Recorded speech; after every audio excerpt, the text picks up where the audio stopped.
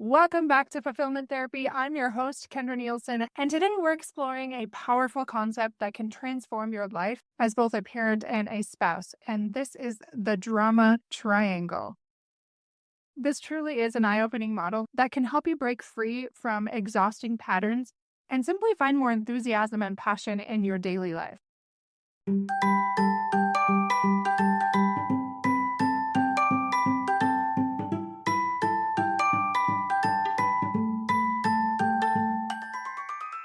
Hey parents, welcome to Fulfillment Therapy. Do you want to raise your kids better and have a stronger marriage? Are you up late at night researching marriage and parenting tools and self-care tips? Do you start each day hoping for deeper connections and less chaos, but it ends with family arguments and going 12 different directions again? My name's Kendra, wife, mom, therapist, and growth enthusiast. It wasn't until I discovered how to fulfill my unmet needs that I was finally able to show up as my best self as a spouse and parent. I realized that by meeting my needs, I could more fully meet the needs of my family with more energy and less resentment. In this podcast, I teach parents skills like boundary setting, prioritizing personal needs, communication, and claiming ownership. Just like my clients, you'll be shocked by the improvement in your marriage, parenting, and personal life when you focus on fulfilling your important unmet needs. Ready to prioritize yourself so you can quit mentally throat punching people? Then grab those earbuds and head outside, and let's walk and talk.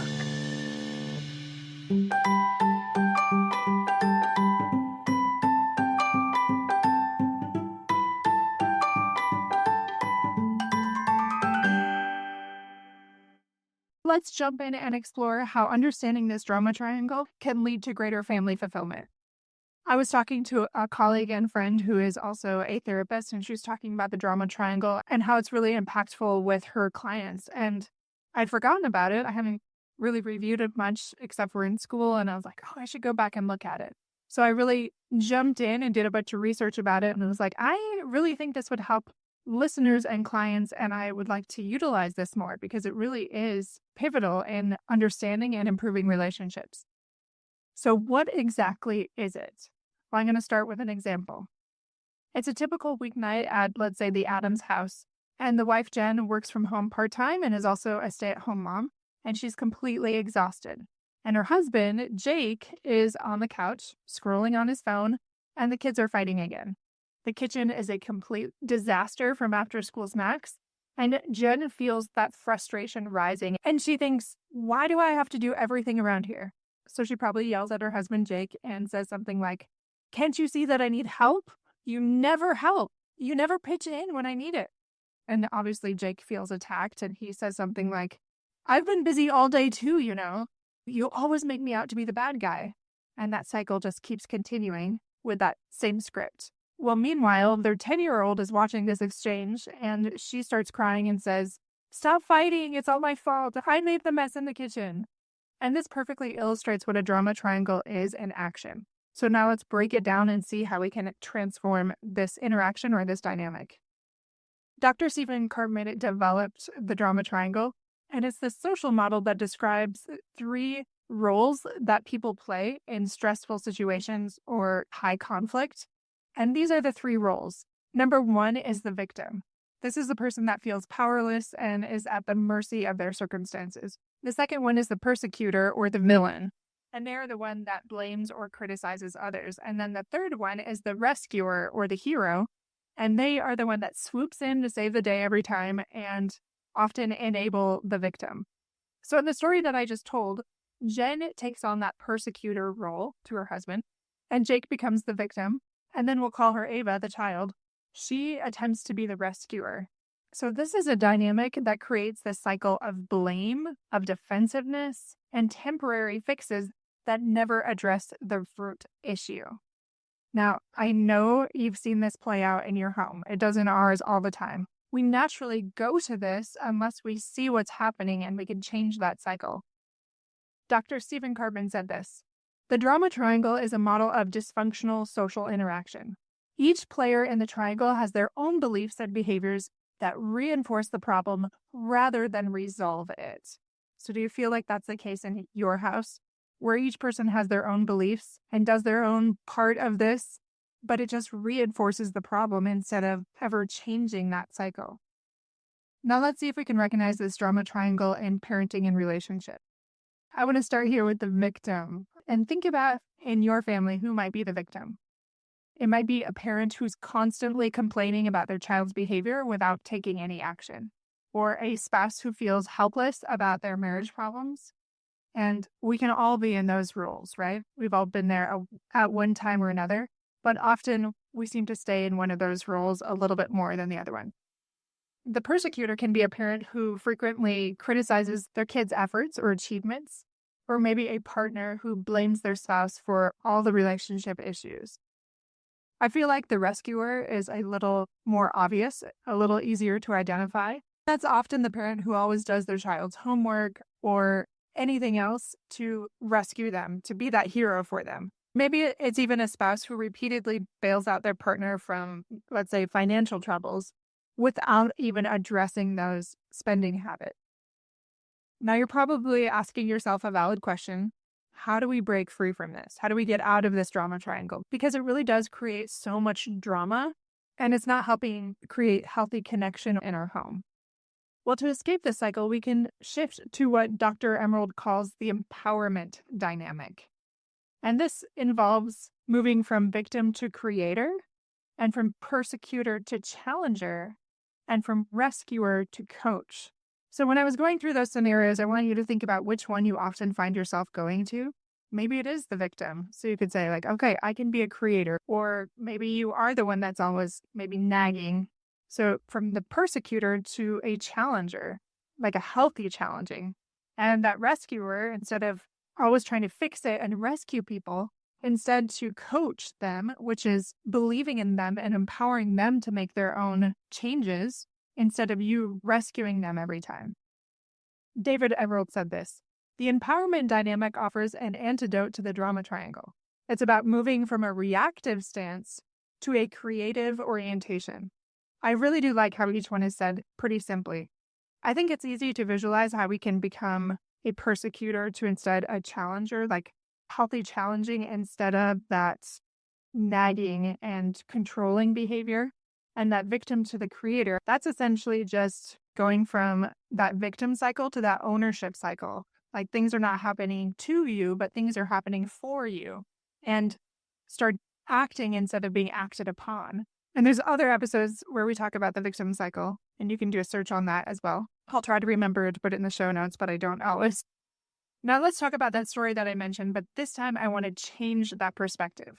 So Jen, the wife here, recognizes her tendency to blame, and instead she takes a deep breath and she says something like, I'm feeling overwhelmed. Can we talk about how to manage our evenings a little bit better? So that she becomes a creator. Instead of reacting, she finds solutions. So that's a solution-focused approach. And Jake, instead of feeling attacked, responds, you're right, let's figure this out together.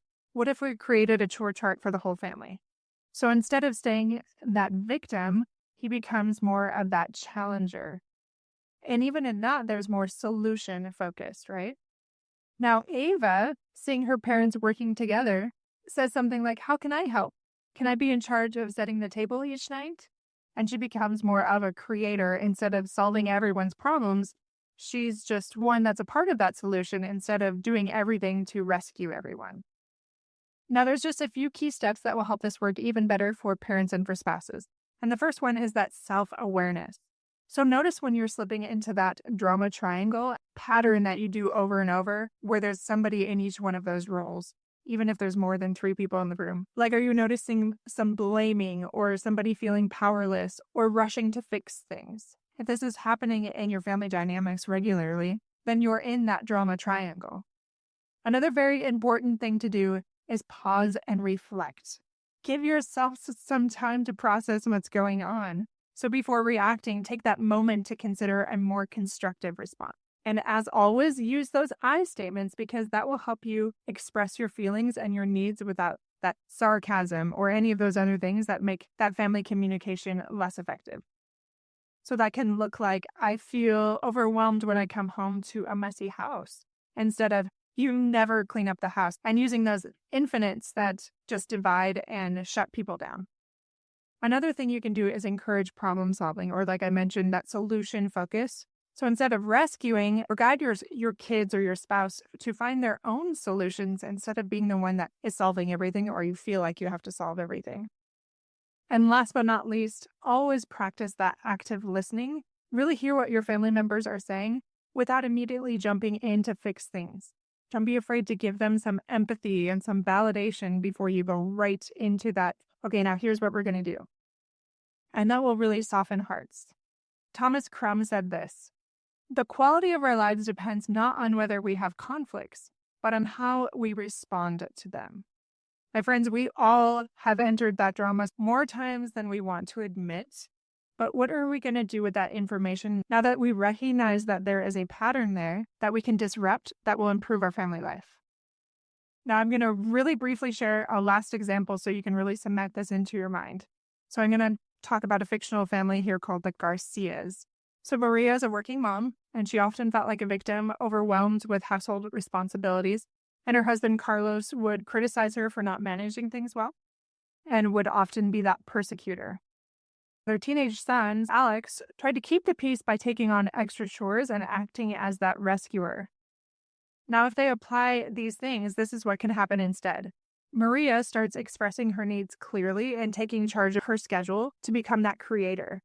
Carlos instead offers support and suggestions instead of just criticism and becomes the challenger. And then Alex learns to contribute without feeling responsible for his parents' relationship. What happens every time with my clients is that a more harmonious home results with improved communication and shared responsibility because of that increased collaboration and that lack of drama in the home. Okay, now I just want to recap some of those main points that I talked about today. Drama triangle roles are the victim, the persecutor, and the rescuer. This creates a cycle of conflict and stress in families, but we can shift to creators and challenges and coaches, and this will transform that family dynamic and lessen that drama in your home. When we actually practice that self-awareness and that conscious communication, we are able to break free from that drama pattern. This, in turn, creates a more fulfilling family life. My friends, this will take time and practice, so please be patient. I am not nailing this all the time, but we are trying. We just try to recognize when that comes up. When we see those 3 roles popping up in our family of 6, sometimes different people take on different roles, but typically we have a favorite one that we go to, so it's a little easier to identify. As you begin to implement these changes, you're really creating that legacy of emotional intelligence for your kids. And not only that, but you're changing that generational pattern, and it is often generational, of having that drama triangle in your home, and instead having a more peaceful home with greater collaboration and communication. Thanks for joining me today. If you feel like this episode could help somebody you care about or love, please screenshot, send it to a friend, or post it in social media. And look in the show notes so you can find us in all the places. We are regularly posting content to help you take your mental health and wellness to the next level in both your personal and family life. And we are on Instagram, we're on Facebook, we are all over the place. We do 2 blogs a week and 2 podcast episodes a week on Mondays and Thursdays. So you can always check those out. Like I said, the links are in the show notes, and you can check out our website at fulfillmenttherapy.org. Thanks for joining us, and I'll see you next time.